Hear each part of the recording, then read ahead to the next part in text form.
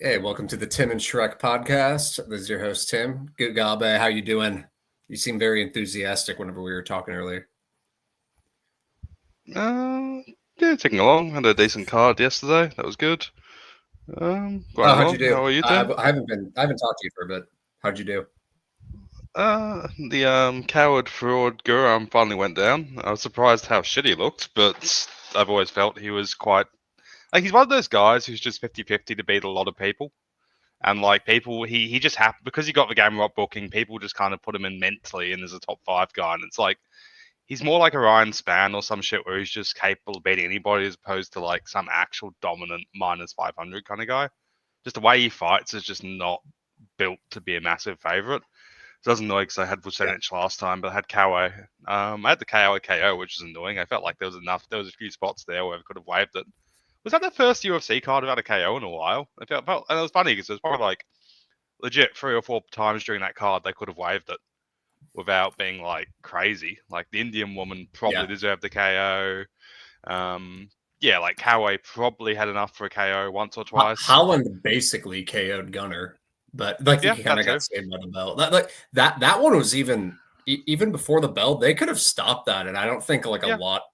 I mean, I think there would have been some Gunner bettors been like, "Come on, let him see the bell," but like it wouldn't have been terrible, you know? egregious. Yeah, Yeah. Yeah. yeah. I think there's probably like 3 or 4 spots that could have been waves in that card, and it's funny there was no KOs. Yeah. I think.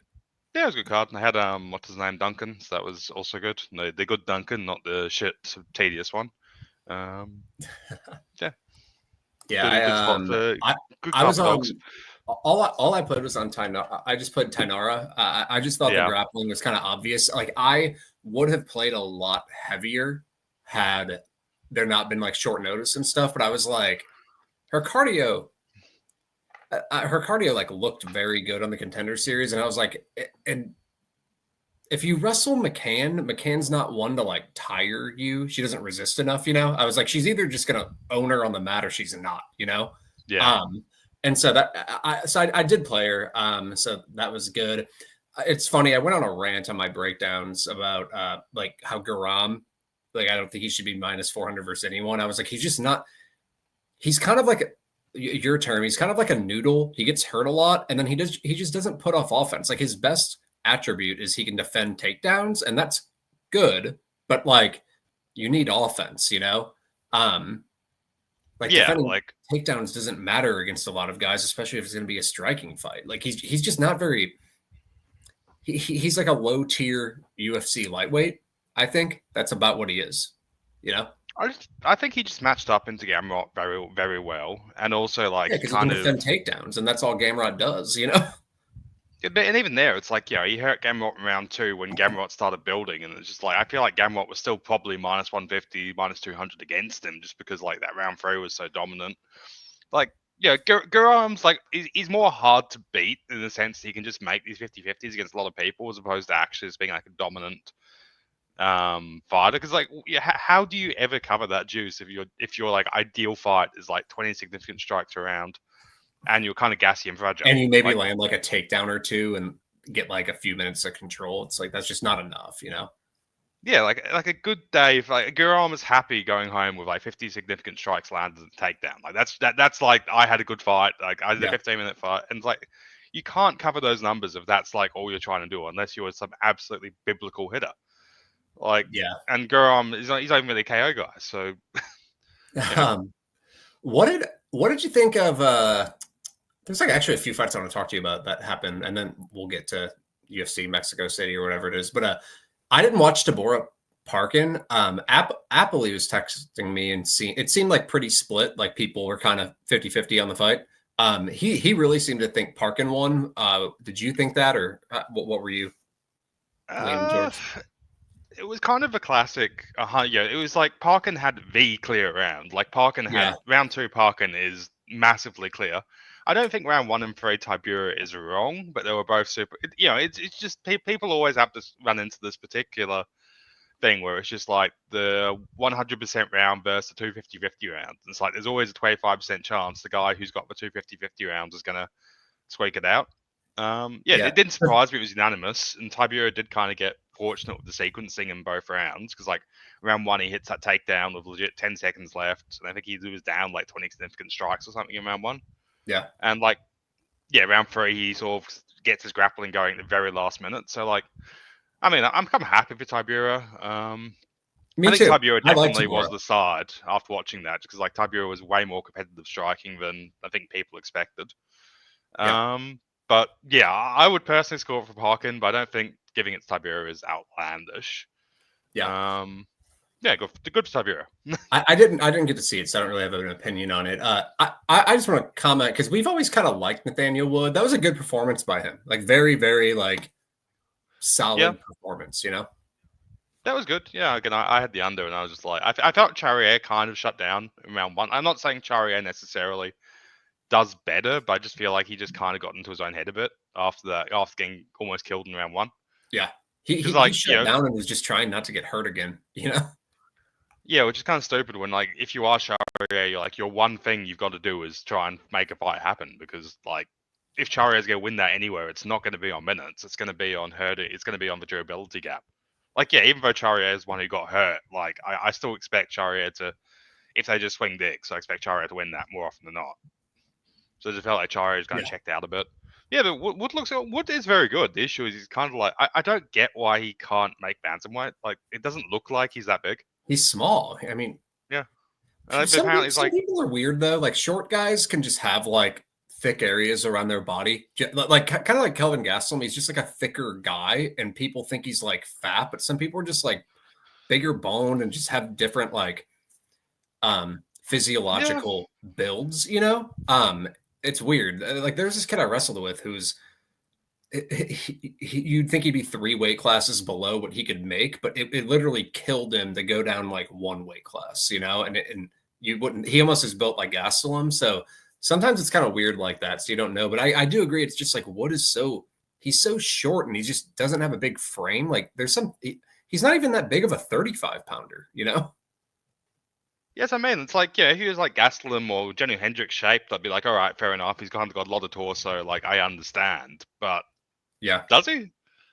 Like, I don't think he does. I'm just wondering. Yeah, I mean, I haven't looked. I guess I haven't like studied him enough, like looking for that. But like, I'm just saying, in general, some people can kind of be weird like that, you know, and they just do have trouble. Like they look smaller than maybe they can actually get to, you know. True. Ulberg was a complete shit bet. I thought Jan won that fight. It was very, very competitive, but like I can't even tell you a single strike Ulberg landed that like did anything where I was like, ooh, like he landed a bunch of like tapping leg kicks and that's it. And I knew, like I was tweeting it during the fight. I was like, yeah, Ulberg's probably going to land like 4 more strikes per round. But Jan, like when he landed a leg kick, that was like the equivalent of like 6 Ulberg leg kicks, you know, like it actually would take Ulberg off balance. I thought Jan landed like the better head strikes too. Ulberg was a shit bet and it was really lucky it hit. And I thought Jan won. I don't think it was like a robbery, but like when you have like competitive rounds, it's just like who landed the harder shots. You know what I mean? Like it's just Ulberg didn't do. He was running the whole time, landing little like pussy leg kicks. You know, like tapping leg. They didn't do anything. Did you feel the same way, or did you think Ulberg won? I thought it was like clear, not clear, but 1 and 3. I just felt like Jan. It's like, what did Ulberg do to win 1 and 3? I don't think he did anything. I think I scored it for Ulberg, but again, like I definitely think Jan plus 300 was definitely the side. Like, you know, I'm not saying like Ulberg definitely was not value at that price, but I don't know. I feel like Ulberg had that big sort of left hook in the first round. I felt it was the best shot of the round. Really, I just don't remember him landing anything in round 1 or 3. And that was like the one thing he did in round 1. Maybe I was just. People in the chat, let me know who you thought. I just thought he landed the better shots. Like, I don't know. I'm not saying that Ulberg like firmly dominated or anything, but I did score it for Ulberg personally. Again, I wasn't paying. I had nothing on the fight. Like, I kind of regret not betting. Yeah. Like in hindsight, I should have definitely been on Jan, but I was like concerned about the age and like, he's 42, off shoulder surgery and all that. Like, you didn't know what you were going to get. But yeah, after watching that, like Jan looks like he's still Jan Blakovic. Yeah, it's funny because like I feel like despite Jan's age, like I feel like any sort of age of Jan would have had the exact same fight there. Like I just feel like he would have just Yeah, I know. Yeah. like No, I do agree with that. He's been the same like fighter for like 6 years now. It's like the same guy. I think more than that. Like people forget he went like life and death with Jimmy Manuwa twice in striking decisions. Like, and it was like 40 Yeah. strikes each kind of a thing. Like it's just like that was part of why I didn't play Jan because I was like, oh, Jan really struggled with like prime Jan really struggled with Manuwa and that kind of stuff. And like we went life or death, and it was like I think Ulberg's more functional than Jimmy Manuwa. Like probably doesn't hit as hard, but yeah, again, like watching that, I felt like Ulberg got it, but like I wasn't saying he was overwhelming and he looked incredible, but yeah, I think like if Jan had won the decision, I wouldn't have been shocked. But like, I don't know, I just got the sense that Ulberg like barely like Ulberg they edged it again. Like I was kind of like doing other stuff. Like I didn't bet the fight. Yeah. Like I during the fight, it kept going to like I kept looking at the live odds and it was always like stuck at evens. And I was like, during round 3, I was like, I kind of want to bet Ulberg, but I feel like I shouldn't, kind of a thing. And it was like, all right, I'm just gonna pass this. Like. The upside of winning an Ulberg decision is going to be lower than the downside of like, oh, Jan's actually 2-0. Like you just feel like that's kind of the thing. I don't know. I'd have to rewatch, like, because like Peter said this too, but I just felt like when I was watching, there were like multiple round, like almost every round, I was like, that was close, but I just feel like if you're running away, landing, tapping leg kicks, I just can't like, like, I just feel like he didn't really do anything. Where I do like I thought Jan at the end of round 3 like landed a really good flurry, and I was like that flurry alone, it was more impactful than maybe anything Ulberg did like the rest of the round. I did think Ulberg won round 2 though, and round 1 was close, so it wasn't a robbery. Like I'm not saying it was a robbery. I just didn't think he like quite. I don't know. I think like. Seeing like a unanimous 29-28, I don't think that like serves how easily that could have gone to Jan, Yeah, that's fair. I was big on Felipe, which was annoying. Yeah, I was big on Felipe, which is annoying because like I think everybody, I think Lona's fine, but people acting like he's an elite striking prospect, and then Felipe just kind of fucks him up. Then Lona wins off sort of takedowns, and like obviously Felipe just cannot fucking grapple, but. I don't know. I don't even. I think like Lona's like. I think Lima and Van are both better prospects. I don't get why Lona is such massive juice. Like people just kind of keep saying he's like a. Like he just. I think he's fine. Like he's not a bad flyweight. He's like a fine flyweight. I don't think he's not going to win a belt or anything. Yeah, it's been annoying because he's been like minus 300 in the last 2, and he wins these like super tight 29-28s, and it's just like, yeah, I'm pretty sure my take on.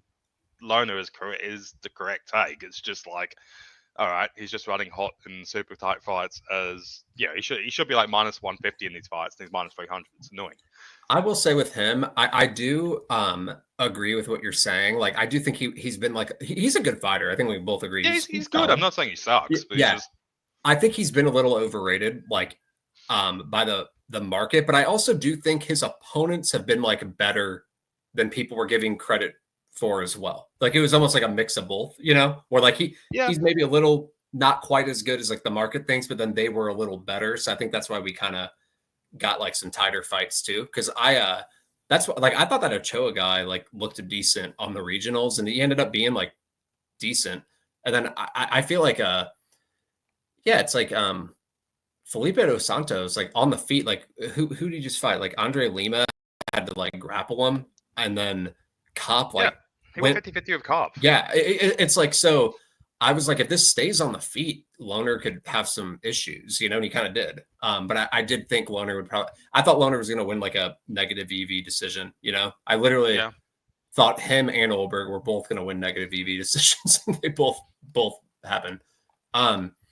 Okay, then the main event. We've been spending a lot of time on this card. Let's like move through it. But Edwards just looked terrible. I've always been a little lower on Edwards than the market, but I've come around. I had come around on him a little bit, like because he's a good neutralizer and stuff. But I've always said it: just put a fucking pace on him, and you can beat him. And like he looked like complete shit. And yeah, Yeah, I had the under in Edwards KO because I was just like, if Edwards is winning, like Edwards KO was like plus 600 and his money line was like plus 120. I'm like, there is no way Edwards money line plus 120 is good and KO plus 600 is not also good, just off the dynamic. Yeah. Because like, Yeah. I could, you could always say Brady running in, like, if Brady was going to lose, it was going to be because he like ran into something big and either got very scared or just died. Yeah, and I think the under was solid because I thought it was a super binary fight. Yeah, Brady looked great. I think Brady like exceeded my expectations, but like Yeah. I did kind of think coming into it that the winner would just look minus 300, just one of those fights. Because like Brady just Brady's like a classic kind of like minus 1,000 or brick wall fight or fighter. Yeah, Like he's like Grant Dawson. Yeah, exactly. It's like his thing. But, I mean, he can works, strike better than like Grant Dawson, but I think you know what I'm saying. You know? Yeah. Yeah, like it's like because he has no plan B. It's like his thing either works or he gets completely shut out and looks awful. There's just he like doesn't Bilal have like completely shut him okay down. performances. Yeah. Yeah. Okay, let's get the UFC. Is it Mexico City? So this is that elevation, right? Yep. What do you think of Moreno Erceg overall? The line's like minus 190, I think, Moreno. I think the line's fine. I think Erceg's like good, but I also think his run up the division was kind of like look at his actual wins, and it's all like 50-50s against very scrappy opponents. I just think Moreno just off like his durability and hardware is just going to have like he just has like because he's just so durable and doesn't go away kind of thing. I think Moreno is just going to win like a 4-1, 3-2. I'm sure Erceg will probably have like one or two big moments, but unless Erceg finishes him, which is like Moreno just is like a top 3 durability guy ever. He's just dumb durable and he's got great cardio. Like it's just hard for Moreno to lose fights because he's just physically so ridiculous. Like even like the recent arc of Moreno where he's been kind of like flat and stupid, he's still going to like super competitive split decisions with top 5 flyweights. Even when he's like sucking, he's still like it's just end of the day. He's just unfair physical. He just like decided to take rounds completely off against Royval, who's very good, and he like arguably won the fight. Like it was very very competitive, But like when he actually did shit, he was like. He was better than Royval, but he had like 2 rounds where he just completely took off. And like I kind of feel the same way. It's like, I mean, it's in Mexico City and Moreno's like maybe one of the most durable fighters like historically for a while now. Like he's like top 5 durability in the UFC. And so it's like Erceg's probably got to win a decision in Mexico City. And like it could happen because of like the inactivity at times of Moreno and whatnot, but that's still like a tough, that's like a tough thing to overcome. Like you got to win a decision against a very good fighter in Mexico City, most likely. And then I feel like Moreno's got the durability edge for sure. So like I think Moreno's more likely to win inside the distance here.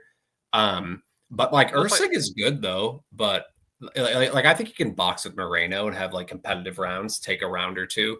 He could win this fight, I think, Erceg, but I do ultimately like with the durability, the crowd, and just like the high level experience. It's like Erceg, his run up, like you said, it's like Dvorak, Costa, and Schnell. And now he's getting round robin with like the champs, like all the best guys. It's kind of weird how he kind of just got implanted into there,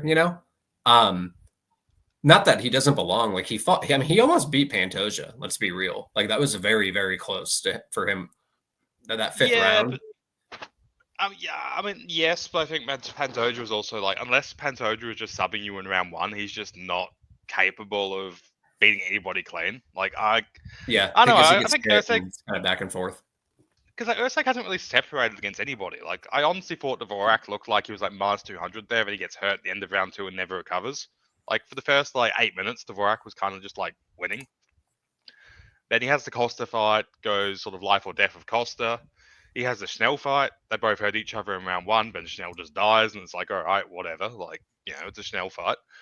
And I think Pantoja, like, unless Pantoja is just subbing you, is like he just has really stupid competitive fights. And like, it was impressive that Erceg didn't get controlled as much as he could have, but also I just think Pantoja is just fucking ragged. And then KKF was like, I don't think you can take a ton off the Cara France fight. Yeah, like I think flyweight's weak. So I think like it's just kind of like it's just a very flat division in my opinion. Like I think Carp's probably the best number one flyweight in the world when he feels like doing things, and then just like there's just like 20 people who can all just have competitive fights with each other. And like Yeah. and like Moreno fucked it up against Royval, but like Royval will throw 300 strikes and actual will like try and separate and that kind of stuff. Where it's like Erceg, The fight was so ridiculous, man, because like Moreno just wouldn't do anything, and Royval would just be like throwing air strikes that weren't even yeah, doing anything, and then they would just like give, and like Royval knew, he's like, I can literally just shadow box and not even land anything and just get this round, because Moreno landed the cleaner shots throughout that fight, you know? yeah, it's just my view here is like I just can't really see the situation where Erceg is going to separate massively on Moreno. Yeah. Like I just don't think he has a toolkit to really do that. And it's just like if he's going to have a close fight, it's like he's just going against super durability, like just. And he's in Moreno's hometown. And like again, Moreno could always lay an egg, but I just think that Moreno just kind of wins. Yeah. Like I think I'm the not, under I'm not betting his money line, but yeah. the under at plus 190, the under 4.5, like kind of intrigues me. Just like, I mean, you maybe don't want to do that because Moreno's so durable. So it's like maybe you don't want to do that, but so maybe like Moreno ITD instead, you know? But Moreno could have finished what's his name last time and then just didn't really push as well. I just think this could be a violent fight. That's the thing. It's like even though Moreno's durable, he gets hurt a lot. Like he gets dropped and whatnot, and like Erceg can too. And I just feel like back takes could be there for Moreno, and like I don't know. I just feel like there could be a lot of danger here and there. But like I'm not playing it or anything, but I was just pointing it out. Like I wouldn't be playing over 4.5 at minus 240. I just think it's a little bit too violent of a fight, and it's a long time, like at altitude, you know? Yeah. Yeah, I agree with that. I definitely wouldn't play the minus 240 the over, but I just feel like like Erceg will probably get himself into trouble, but it's just like Moreno could have finished Albazi at any time in that That's fight. true. If he just pushed like moderately hard. And it's going to go over with like 2 knockdowns and like a deep rear naked choke attempt. Don't you think? Yeah, that's my vibe. It's just going to be like normal, like just And it's also it's like flyweight too, and it's like I don't want to get into like flyweights can't finish people, but I don't know. I just feel like there's definitely going to be like 1 or 2 big moments, but yeah. Co-main. I have a feeling you're going to have a take on this one. Dober plus 110, Manuel Torres minus 130. What do you think here? Dober will pass. Obviously, Dober's getting old and is when he was, but like his gas tank should be a lot deeper. They can both kill each other in round 1. Like, where are you really getting Torres minus? I just again, I think Dober's definitely not what he was, but Torres is just kind of a coin flip merchant, and Dober should win if it goes deep. Also, even early, even early, I think it's like, I think Dober's just as likely to knock him out early. Yeah, I agree. So just like, where are you getting this Torres favoritism from? Like, I guess like maybe if you think Torres is going to grapple him, but like Dober's hard to grapple, and Torres isn't really skilled. I'm just saying, but like that's that's the only way I could really get to Torres minus if I was like, oh, Torres is going to like take early rounds from grappling. I was not that grappling sequence with Duncan. I was not impressed. If you like rewatch it, like it was just kind of like a spazzy type of thing. Like I think it has to be Dober pass. It's like Dober could get knocked out, and these aren't fights I like to roll with. You know, like often when it's just going to be a gunfight early because it's just so much variance. But it's like Dober's better in. I mean, we haven't seen Torres in extended fights, but you got to favor Dober if it extends, you know, just on like experience and whatnot.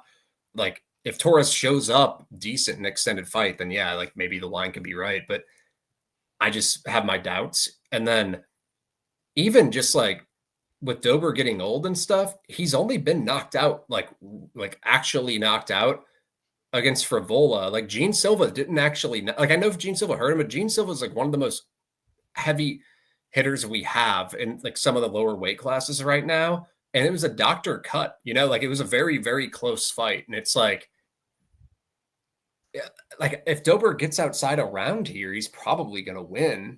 And even early, it's like Dober might have the durability edge. Like I do not like Manuel Torres. Not only was he knocked out last fight, he was hurt by Mota. He was hurt by Duncan. Like pretty much every fight he's been hurt in. You know, I just don't. Yeah, exactly. Totally agree. And so like, imagine if Torres had Drew Dober's strength of schedule. How many times do you think he'd be like knocked dead? Like very, very many. It's kind of impressive that but like Dober's getting hurt more and he's not as durable as he used to be. But I still think like his durability is probably at least average, you know, where I don't know about like I pick Baja Mondays as a dog against Torres, and like I'm doing the same thing here. I don't see, and I don't think like the crowd really will matter because I think just like someone's gonna die in this fight, you know. So I don't really care about like hometown decision or anything because I just think if Dober wins, I think he'll beat the shit out of Torres because he'll probably just extend the fight, you know, and like knock him out. But yeah, I could see this as well, or like the under or something. I do think it's going to end early. But are you on Dober here? Yeah, I haven't pulled the trigger yet. I'm just kind of waiting to see the market tops off at. But yeah, Dober will pass definitely. Yeah. And like Dober's not even that old. Like he's turning 37 this year, but some reason I thought he was like 40. No, he's 36, and he like I don't think he looked dude. Gene Silva is turning out to be quite good. Like on the feet, like in striking fights, Gene Silva is pretty fucking tough to deal with. And dude, Dober like really took it to him. Yeah, he got wobbled a little bit, but Gene Silva is like very dangerous, and he didn't even knock Dober out. It was a cut, you know. Yeah, yeah. Again, like I think like definitely Dober will pass. I'm just concerned like age, but yeah, I can't see how I wouldn't end up on Dober these days plus money. I'm not buying Manuel Torres as a grappler at all. Like that sequence with Duncan was just kind of a spazzy, stupid little thing. And Dober is actually quite good if he gets taken down of like surviving on the mat, you know? He survived Moicano. Like he's been subbed here and there, but like he does a good job of like pushing on the shoulders, kicking up with his feet and getting back up. He was in that versus Alexander Hernandez a lot. And it's like he survived Moicano fine. Like and whatnot. Honestly, I think if someone ends up being a better wrestler here, it might be like Dober. I'm just not sold on Manuel Torres. Like if he turns out to be legit, I will totally change my tune. But I've been skeptical of him, and Baja Monday is kind of I don't know. He just like he just gets hit too easily and he gets stunned too easily, and I just feel like Dober's gonna hurt him, you know. But we'll see. Yeah. What's the next one? It is a wild fight. Like anyone could die. There's a correct side in the next one. Oh, so you're going to be probably playing Gastelum versus Pyfer. Pyfer's going to win a negative EV type of fight, but yeah. Yeah, but agreed. Like, I think for Gastelum is just like, yeah, Gastelum's going life or death with like Curtis and like Cannonier, and like I think like a good case scenario for Pyfer is being Cannonier. Like that's like 80th percentile Pyfer career. Because like I don't think Pyfer's going to control Gastelum, and also it's like the over under is like evens either way, and Pyfer is minus 120. I mean minus 500. Like how do you simultaneously have the over at minus 120 and Pyfer at minus 500? Like for me, for Pyfer to be minus 500 against anybody, you know, like he's fighting a Mexican in Mexico City, and the over is over 2.5 is minus 120, and Pyfer is minus 500. It's like Pyfer never separates. He's like, you know, he's a scary power guy. And like for me, I just think if Pyfer moneyline should be minus 500, that means Pyfer should be KO winning like plus 100ish. I think Pyfer's just going to be too big for him, you know? Like he could be, but like Pyfer doesn't really use it that well. Like, yeah, he kind of slows down a lot. He's vulnerable to leg kicks. He's a bit gassy, and like I think he's better. I think he's tougher to deal with in 3 rounds. In 5 rounds, I would you know what I mean? Yeah, I mean, I agree, but I agree, but like I probably favor Gastelum in 5 rounds. In 3 rounds, it's like, all right, this is probably like plus 150, 200ish Gastelum at worst. Like, come on, like, you know, Gastelum, like, how good is Pyfer? Like, what's Pyfer's crowning achievement so far? Like, MAB, okay, knocked him out in the first round, but who's also knocked out MAB in the first round recently? Dustin fucking Stoltzfus. I do Like, agree he's that is just basically just been aged. finishing people, so it's like, and He looked kind of Gastelum's awful. very tough.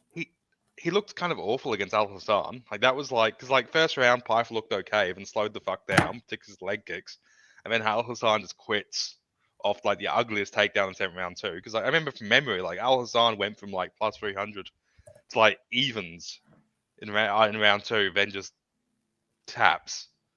GM3, okay. Amadovsky.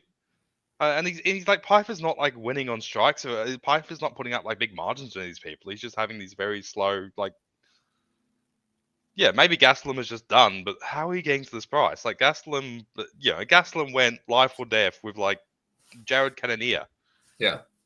Like, yeah, like, and Daniel Rodriguez, Curtis. Like, I just like, Brady ran him over, but does Sean Brady have anything to do with a Pyfer fight? No, not really. Like I see what you're saying. I do think Pyfer's gonna get off to like an early lead just by being like I agree way with more that. explosive and bigger. He could probably get on top a little bit, land some power shots. I do think it could get hairy for him later, So like round 2 could be big. Unless Pyfer's finishing him in the first round, I just do not see how you get this money line. And like again, it is possible. Maybe Pyfer is the one who finally kills Kelvin Gastelum. Like, if there's a good price, I probably will actually take a shot on KO1 Pyfer because I feel like it could be a thing where people are just like, oh, Gastelum is medically unable to be killed. Like he is truly like unkillable. But he's like, it is going to happen one day, and if it is going to happen, this is probably the best time it's going to happen. But like, for me, it's insane to me. But GTD is like plus 100 and Pyfer is minus 400. Like one of those two numbers has to be incorrect. What do you think of I'm skipping a couple fights that I don't feel like talking about, but what do you think about Ronaldo Rodriguez and Kevin Boros? Do you look into that one? Ronaldo Rodriguez tries very hard. Yeah. I feel like he'll probably try very hard once again. I had O'Day Osborne against him, which was, again, I don't think that was necessarily a great bet just because like how badly O'Day faded, but like, how the fuck did O'Day not finish that? Like that was distressing. Like how the fuck? Like I don't think O'Day was necessary. It's like last week with Indian Lady against Bannon. Like I don't think Indian Lady was value, but like at the time of the knockdown, Indian Lady had round 1, so like she was probably like minus 2,000 to win that fight when she got armbarred. Yeah, because she was up 2 rounds and she probably she essentially KO'd her. Like I don't even think Indian Lady was like a good bet. Like again, like I think Bannon was kind of owning her, but like at the time of the armbar, Tomar was minus 2,000. Like just logically, because like she had like 2 rounds banked, and like in women MMA, it's like all right, unless Bannon's finishing her in round 3, what you gonna do? I just feel like I get sidetracked. I just think Rodriguez is gonna like shoot for takedowns and probably just try a bit harder in a close shit show because that's how Rodriguez fights go. You've done actual tape, but like I taped it. It's weird because like I've leaned Rodriguez a little bit. Like I just was like watching, like even on the feed, I think Borjas will be like a little faster and a little better early, but I think like Rodriguez might be more durable and he kind of just pressures you well. And I think he has better cardio, and it's just he's such a better grappler, so I think he has like the durability, the cardio, and if he just ends up on top at any point, he's actually not a bad grappler where Borjas just isn't very good down there, So I just feel like he's got some advantages. But when they're on the striking, I do think Borjas will get ahead on the numbers like early, but I think eventually that will kind of even out a little bit. But kind of like you said, like I think Rodriguez just like he tries very, very hard and just kind of goes after you. It's weird because it's Mexico too. Yeah, and so I think that will like help him too. But I just think like if Borjas drops Rodriguez, it doesn't really matter. If Rodriguez drops Borjas, it's like probably a finish or like the rest of the round will be on the mat, Yeah. Where that's just not the case. And so I think that's like a big advantage. So I'm still kind of sorting out my thoughts on that one. Godinez and Polastri. Oh, for fuck's sake, Godinez. I think Godinez is like the rightful favorite because she can land takedowns and separate. Polastri doesn't really have a great get up game, but like on the feet, I think Polastri's like probably slightly better, and sometimes Godinez like won't go to her takedowns and will strike a little bit. So yeah, it's just going to depend on the timing of whenever Godinez gets her takedowns. Does she spread a couple over 2 rounds? Then she'll probably win, I mean, I personally think Godinez is like the number 2 strawweight in the world. She's just retarded.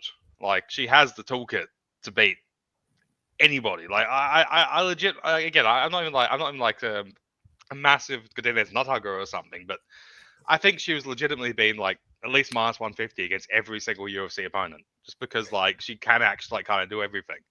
I've cashed on her last 4 fights. I played Dern versus her. I played Jandaroba versus her as a dog. I played her versus Ricci, which that was kind of a bad. But, like, and then I played her versus Elise Reed as like a minus like 2 or like a minus like a 300.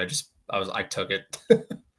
Yeah, I had the sub against Ricci, which was good, or against Reed, which was good. But like, I don't know, I just, again, I'm not saying she's like some overwhelming. She's definitely dominant, but she has the toolkit to beat anybody in that division apart from probably John. She just kind of doesn't make good decisions. Like even against Jandaroba and Dern, it's like she could have.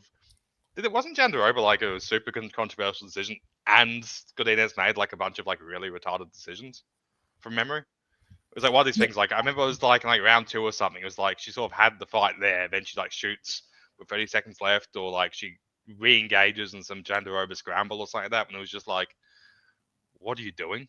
I think her striking's overrated. I think that's all she has is like that right hand that she can land on girls who just aren't good. Where like when she fights anyone who's all right, she really just.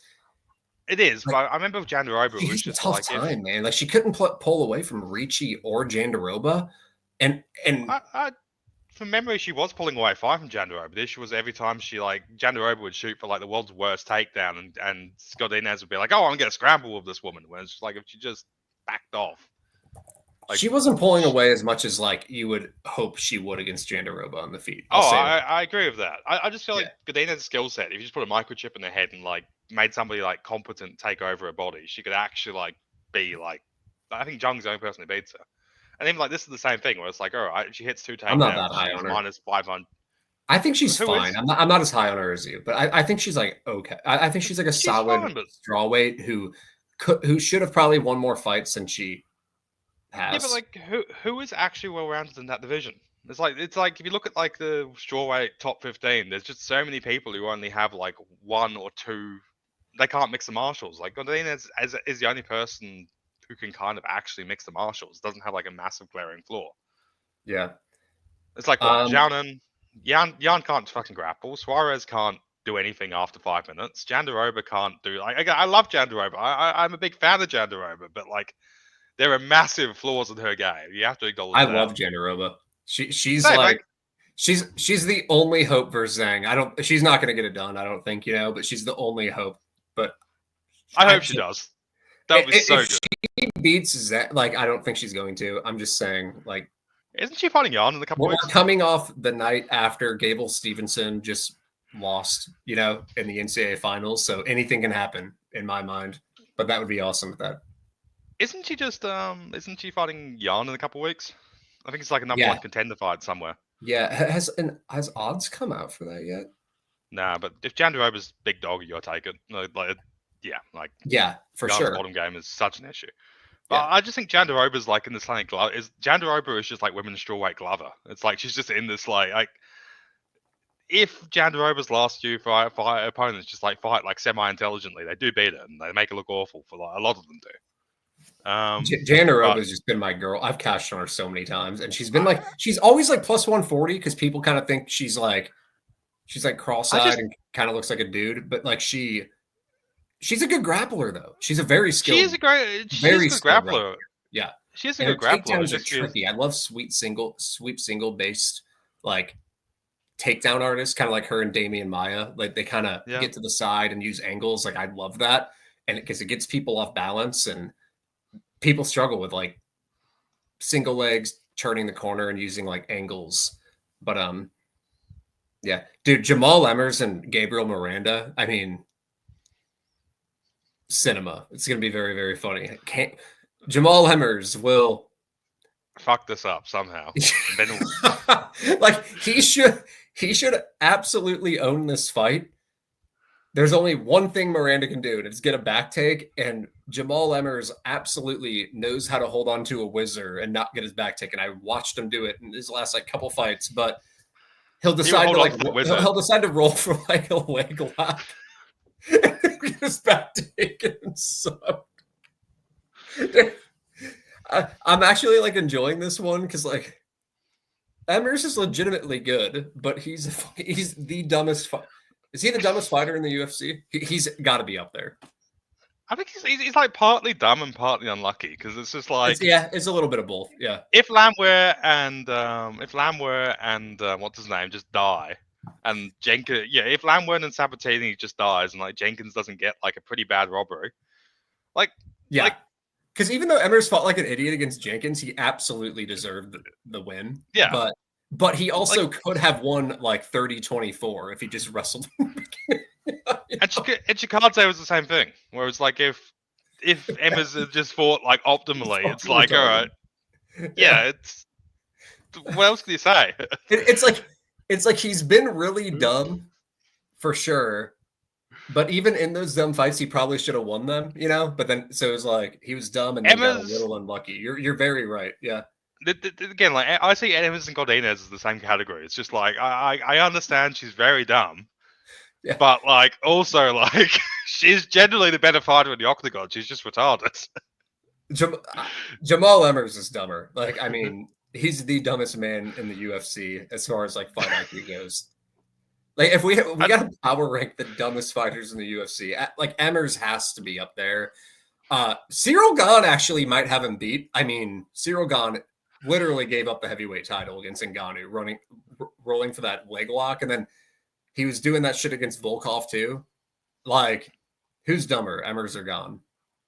I think Emmers, because like Emmers has like done it against worse competition, and like I feel like the average IQ at heavyweight is so much lower. It's just like kind of whatever. They're graded on a curve. Yeah.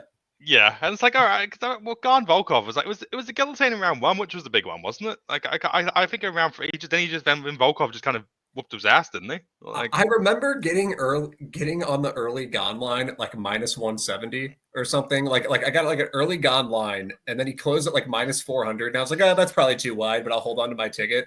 And I remember during the fight, I was just like, it was just a could be worse. He could have had Volkov, and no, he should have lost. Like I'm, even if I played someone, I'll admit if I thought they lost, like. I just remember during the fight, I was like, this guy is a fucking idiot. And I just like left the room and I was like, I can't even watch this fight. And I just like made food for a bit. And I came back out and I'm pretty sure he was like on his back going for like a leg lock, losing a round. And then he just got the decision. because Gane was like the round 1 guillotine was really bad. But I feel like the rest of the Volkov fight, he just kind of, I think, the round 1 guillotine was bad because it probably gassed him out pretty badly. But like I think like round 2 and round 3, he didn't do anything particularly dumb. He just lost. I have to rewatch. Rodriguez and Costa. What do you think of Rodriguez Costa? That's like Rodriguez is weird because I've called a lot. I picked him to beat Bulgarian and I picked him to beat Bashi. He's great at like he's like I think more highly of him than I did Garam, but he's kind of like Garam in the sense where like one of his best attributes is defending takedowns, and like scrambling and stuff, where his offense, like he does have some offense, like he can wrestle a little bit himself, and he's got some good hands. Like I do like some of his game, but against Costa, it's like Costa's not going to just try to Costa's not going to try to wrestle him and exhaust himself and lose, which is like how Rodriguez has been winning. I think Costa could definitely do that, but I also think Costa also has like a striking edge and a size edge and that kind of stuff, and he probably doesn't have to do that. Yeah, I think Costa will pass, but also I'm just kind of like, I just think it's like they're both kind of like stupid split decision noodle guys, and I'm just like, I think Rodriguez is more likely to get top time. They're both. Costa's dangerous with the submissions though, but I do think it'll be. I mean, we saw Rodriguez get guillotined by. I think Costa's attritional kicking game is pretty good too. Like he goes to leg kicks, he goes to the body. Rosa made Rodriguez pretty uncomfortable doing that kind of stuff. I think I'm pretty torn on the fight. It's an interesting one because There's some stuff. I do think Costa has some advantages in certain areas, like some of the ones you're talking about. I do think Rodriguez is like a better positional guy on the mat, though, for sure. Like, Yeah. but I mean, he could still get subbed or something there. Like Costa is still dangerous, but I do think like if they're wrestling and stuff, I do think Rodriguez is like a little grittier and he's way harder to hold down. So that And on like the feet, Costa's like definitely the better kicker, and I think he's more talented. He's bigger. He controls range well. Rodriguez has good hands though. Like I think he's better inside, and I don't. Feely didn't go after Costa to try to get it into punching ranges as much, where Rodriguez will get in the pocket and make it a little dirtier. So that's a great fight. Really good I think fight. it's a great fight. It's just weird because I feel like so much will depend on like I could see like Rodriguez just shooting for shitty takedowns and Costa jumps guillotines, and then just Rodriguez gets like 10 minutes of top time. That's kind of my issue. Costa does love jumping his guillotines, and like he could hit them or he could have good moments off his guillotines, but that's probably the big concern I have. Where just I feel like if Rodriguez just like Rodriguez isn't necessarily going to wrestle him that well, but like Costa will just be permissive for shitty scrambles. But yeah, if it goes to strike, if it ends up being striking for long periods, I think definitely Costa's better striker. This is like one of the best fights on the card. Yeah, how do you feel about Morales versus Rosas? Are you going to join me in betting Morales and making very annoyed, concerned faces as Morales? I haven't looked into defensive wrestling enough of Morales. I do remember thinking his like defensive wrestling isn't bad though, but I haven't looked at it enough. I wasn't like too. I've been taping ahead like on some other cards too. I just haven't. That's like one of the 2 or 3 fights I haven't really looked into on this. So I think the guy who Morales finished in the last fight, and then did not actually win the fight against, was actually a better wrestler than Rosas in terms of like explosiveness and like technical ability. Obviously not quite a control grappler, but yeah, like I know in my heart that Morales will find some way to fuck this up, but like that line seems pretty egregious to me. Like I think Rosas is just not good, and big cardio edge, big scrambling edge. Like unless Rosas is tapping him, I just don't see how he can get to that number. When is the last? Who's the last Peruvian necktie? Do you remember CB Dalloway? He would hit that he hit like 3 of them. Wasn't it what's his name? The Canadian judo guy against Kroot. Serkinov. Oh, did he hit one? Pretty sure it was Serkinov. Yeah, against Kroot. Dude, what's weird? I'm surprised not as many people go for them, because I've learned the Peruvian necktie like I remember like years back, and I hit it like on some guys who like were like white belts, and I was like bigger then and stuff, so I had like advantages, but it's a pretty easy submission to pull off, because a lot of people also like don't know how to defend it quite and I'm surprised we don't see it as much, because it's not like you don't sacrifice position. I'm surprised more wrestlers don't do it, because CB Dalloway was like a D1 wrestler from Arizona State, and I actually have met him and I talked to him about it, and he I have a picture of CB Dalloway actually. I met him in Phoenix. He like lives down there, and he was saying a reason he likes it as well is you don't sacrifice position as much. Like you can go for it and you can kind of just get your legs back out in like the sprawl front headlock position and roll out. But yeah, we haven't seen much of it. I'm looking right now. CB Dalloway did it against Jesse Taylor. I remember that. And then Serkinov. Were those the only 2, I guess? From memory, I think it's like Das is just kind of like a lot of people prefer going from the Das in the same position. Yeah. Because like it's kind of like a modified, it's almost like a modified Das entry. I don't know. Karen hit one in Bellator. I haven't seen that one. I've seen the Serkinov one, the Dalloway one. I don't mind going for them personally. Again, like if fucking Morales went for like 15 against the last guy and botched that, like did you watch that last Vince Morales fight? That was insane. Like just the most classic Vince Morales performance possible. Yeah. Like round 2, he just has like the guy in a deep front headlock for like a minute and doesn't get it, and then like round 3, he literally gets the back take as the fight finishes and like sinks the deep rear naked choke, and it was just like, fuck you, Vince Morales. Why do you do this to us? All right. Well, I think we kind of talked about like a lot of these. Oh man. I think the next card is Emmett Murphy. We'll get back on track and whatnot. We'll definitely be back on the Volkanovski Lopez pay-per-view. We'll talk about that one. Ooh. But that's a really good pay-per-view. There's a lot of good fights in that card. But I'm on a roll. I'm pretty tired. But thanks, Gugabe, for joining us, and thanks for everyone who participated in the comments as well. Catch you guys. See you, dude. Bye. Bye.